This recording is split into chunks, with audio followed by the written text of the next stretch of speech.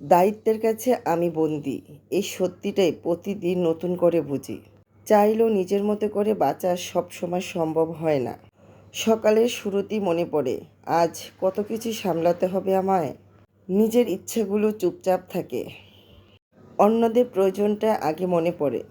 কখনো কখনো ক্লান্তি এসে ঘিরে ধরে, কিন্তু ওই যে থামবার সময় নেই। কারণ আমি থেমে যাওয়া মানে অনেকগুলি কাজ থেকে থেমে যাওয়া। তাই হাসি মুখে সব সময় সামলাই, বুকের ভিতরে কথা লুকিয়ে রাখি, কারণ এটাই আমার জীবন। দায়িত্বের কাছে আমি বন্দি। আসসালামু আলাইকুম এভরিওয়ান, সবাই কেমন আছেন? আশা করি সবাই খুব ভালো আছেন। আলহামদুলিল্লাহ, আমিও ভালো আছি। সকাল সকাল এত এত নাস্তার আয়োজন দেখে হয়তো অনেকেই বুঝতে পারবেন, কারণ যারা আমার নিয়মিত ভিডিওগুলি দেখেন, আমি রিল শেয়ার করেছিলাম, ওইখানে হয়তো দেখেছিলেন এই ছোট্ট ভিডিও ক্লিপটা। আমি কোথায় এসেছি?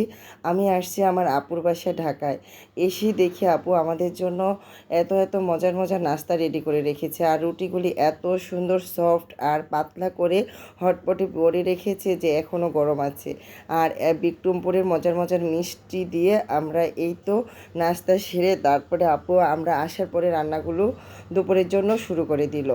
দুপুরে রান্নার আয়োজনে ছিল একদমই আমার ছেলে মেয়ের পছন্দের রান্না।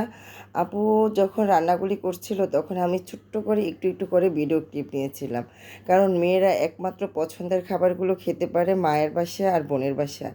এছাড়া আমার মনে হয় না কোথাও তাদের পছন্দের রান্নার গুরুত্ব থাকে। তো আপু যখন রান্নাগুলি করছিল তখন আমি আসলে এত ফ্রিভাবে রিল্যাক্সে তাকিয়েছিলাম, কারণ আজকে আমার রান্না করার কোনো প্যারাই ছিল না। এখানে আপু পটল আর আলু দিয়ে ইলিশ মাছের মাথা দিয়ে রান্না করতেছি। এই তরকারিটা অসম্ভব মজা ছিল। আসলে যারা মানে এভাবে খান নাই তারা একবার আমার আপুর পেজে গিয়ে এই রেসিপিটা দেখে রান্না করে নেবেন, কারণ আমি রেসিপি শেয়ার করি নি।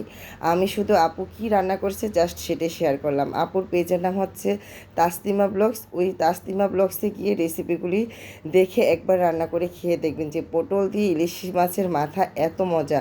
আর এদিকে আমার ছেলে মেয়ের জন্য চিকেন রান্না করে নিয়েছে। চিকেনটা একদমই ভুনা ভুনা করে রান্না করেছিল, অসম্ভব মজা। দুইটাই তরকারি ছিল। আমরা একদম ডাইনিংয়ে না বসে ফ্লোরিং করে বসে সবাই মিলে এত মজা করে তৃপ্তি সহকারে খেয়েছিলাম যে পটল আমি একদমই মাছ দিয়ে রান্না করে খাই না। আমি বেশিরভাগই হয় কি পটলটা আমি ভেজে খাই, কিন্তু আপু যখন ইলিশ মাছের মাথা দিয়ে পটল রান্না করেছিল, বিশ্বাস করেন একটু তরকারি আর পাতিলে ছিল না। আমরা একদম সবাই বসে মানে একদম পাতিলটা শেষ করে ফেলেছিলাম খেয়ে, কারণ পটল শুধু ইলিশ মাছের মাথা নয়, সাথে পিসও ছিল। এত মজা করে খেয়েছিলাম, এত মজা লেগেছিল।